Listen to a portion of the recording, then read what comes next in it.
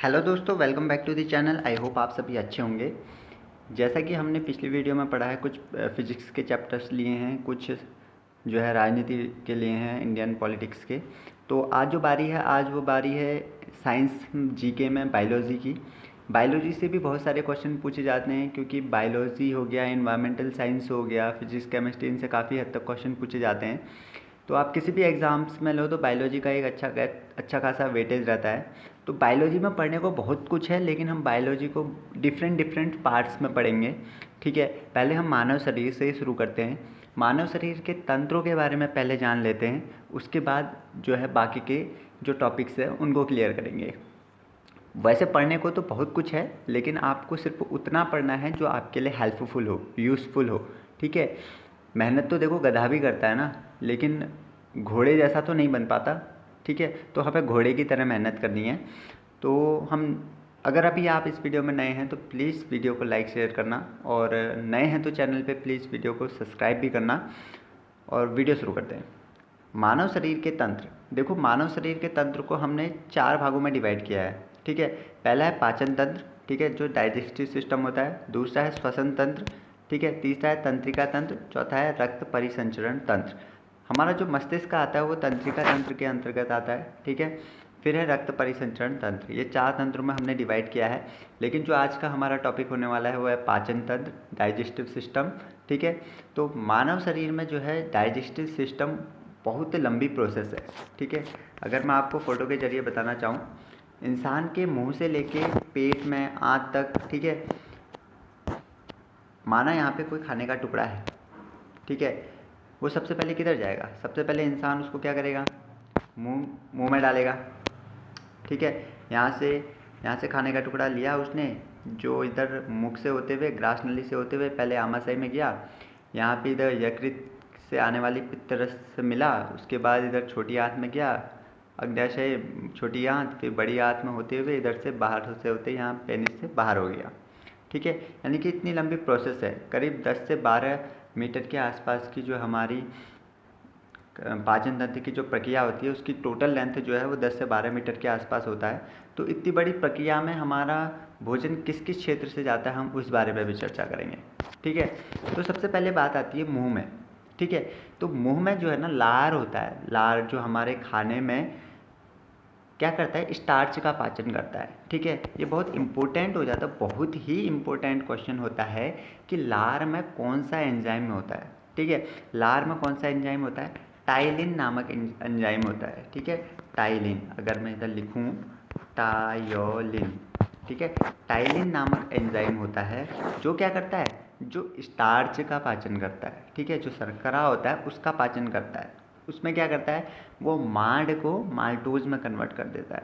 ठीक है, आपसे क्वेश्चन ऐसे पूछ सकता है कि वह कौन सा एंजाइम होता है जो मार्ट को माल्टोज में कन्वर्ट करता है, या फिर वो क्वेश्चन ऐसे पूछेगा कि लार में कौन सा एंजाइम पाया जाता है। ठीक है, तो ये भी पूछ सकता है कि टाइलिन कहाँ पाया जाता है। ठीक है, तो टाइलिन कहाँ पाया जाता है? मुख में पाया जाता है, लार में पाया जाता है। लार में टाइलिन पाया जाता है, जो स्टार्च का पाचन करता है और मार्ट को माल्टोज में बदलता है। ठीक है, मुंह का पार्ट क्लियर हो गया। उसके बाद खाना कहाँ जाता है? मुंह के बाद खाना जाता है ग्रास नली से होते हुए आमाशय में।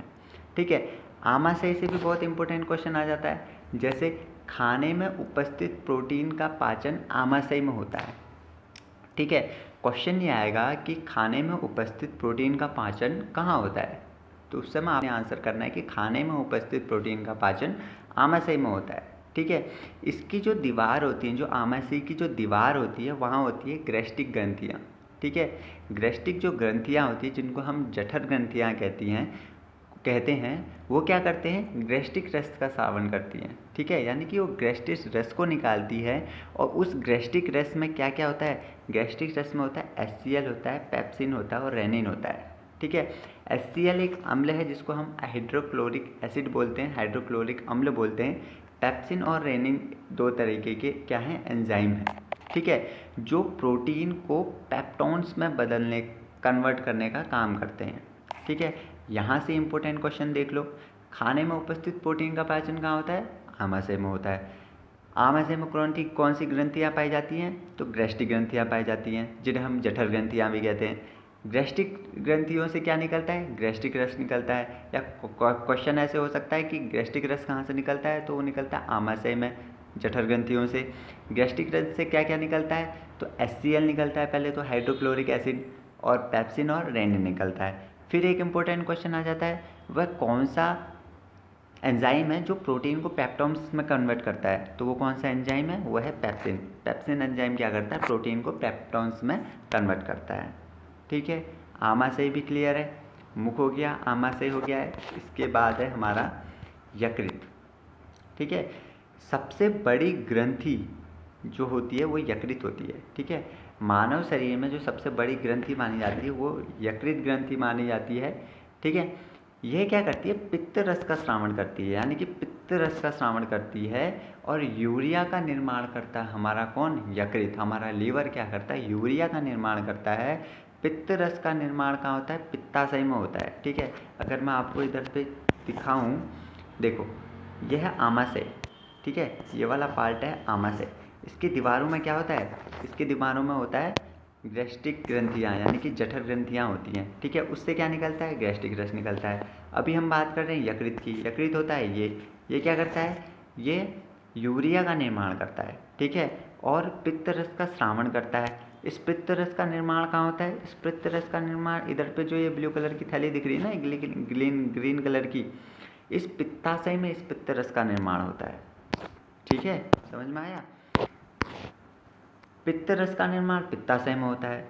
और खाने में जो विषैले पदार्थों को समाप्त करता है, जो विषैले पदार्थों का चूषण करता है, वो कौन होता है? यकृत होता है। ठीक है, यहाँ के इंपॉर्टेंट क्वेश्चन देख लो। सबसे बड़ी ग्रंथि कौन सी होती है? यकृत। ये तो मोस्ट प्रोबेबली पूछ लिया जाता है कि मानव शरीर की सबसे बड़ी ग्रंथि कौन सी है, तो वह यकृत। ठीक है, और पित्त रस का स्रावण कौन करता है? यकृत करता है। यूरिया का निर्माण कहाँ होता है? यकृत में होता है। पित्त रस का निर्माण कहाँ होता है? पित्ताशय में होता है। खाने में विषैले पदार्थों का समाप्त कौन करता है? तो वो हमारा यकृत करता है। ठीक है, 3 पार्ट कंप्लीट हो गए। मुख हो गया, आमाशय हो गया और यकृत हो गया। उसके बाद बात आती है अग्न्याशय की। अग्न्याशय क्या करता है? अग्न्याशय रस निकालता है।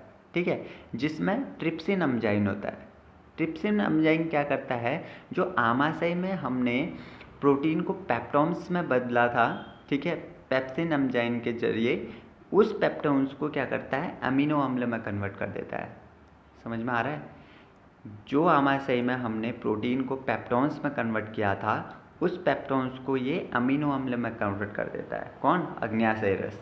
ठीक है, उसके बाद यह अमीनो अम्ल यानी कि जितना भी खाना पच जाता है, ये कहाँ जाता है? छोटी आंत में जाता है। छोटी आंत में क्या होता है? पचे हुए खाने का अवशोषण होता है। ठीक है, जल व खनिज लवण के रूप में, यानी कि जल अलग हो जाता है और हमारे जो खनिज लवण हैं वो अलग हो जाता है, उनका अवशोषण हो जाता है। ठीक है, ये एक पूरी जर्नी थी हमारे खाने की, हमारे मानव पाचन तंत्र की पूरी जर्नी थी, जो मुख में लार में से शुरू होता है और ग्रास नली के जरिए आमाशय में जाता है, फिर यकृत से मिलता है, पित्ता रस से मिलता है, उसके बाद अग्न्याशय रस से मिलके पेप्टोन्स को जो है आपका एमिनो अम्ल में कन्वर्ट करता है। उसके बाद उसको छोटी आंत में भेजता है। छोटी आंत में खनिज लवण अलग हो जाते हैं, जल अलग हो जाता है, उनका अवशोषण हो जाता है। फिर बड़ी आंत से होते हुए वह खाना जो है हमारे जो है बाह्य नलिका होती है उससे बाहर निकल जाता है। ठीक है, आई होप इतना समझ में आया होगा। चलिए कुछ क्वेश्चन करते हैं। आई होप ये क्वेश्चन करोगे तो उसके बाद आपका कंफर्म हो जाएगा। मानव शरीर में पाचन का अधिकांश भाग किस अंग में होता है?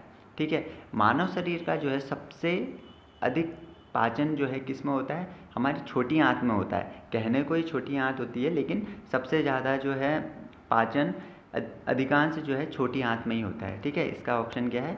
थर्ड। ठीक है, पाचन तंत्र का हिस्सा नहीं है। यकृत पाचन तंत्र का हिस्सा है। ठीक है, क्योंकि ये मानव पाचन तंत्र की सबसे बड़ी क्या कहलाती है?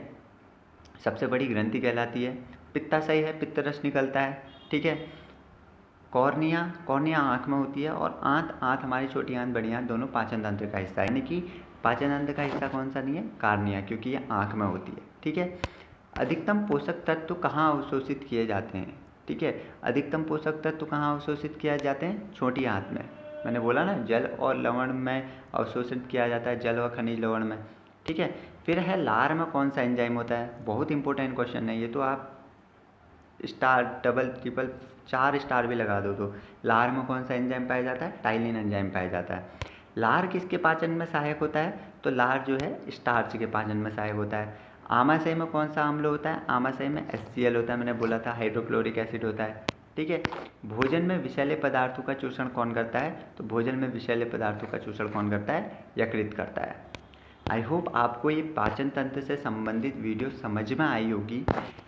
मोटा मोटा ही सही, लेकिन ये इम्पोर्टेंट फैक्टर है। आप अगर पढ़ने बैठेंगे तो डिटेल में बहुत कुछ पढ़ सकते हैं, जिसका आपका दैनिक जीवन में कोई यूज़ भी नहीं होगा, ना एग्ज़ाम की दृष्टि से कोई यूज़ होगा। ठीक है।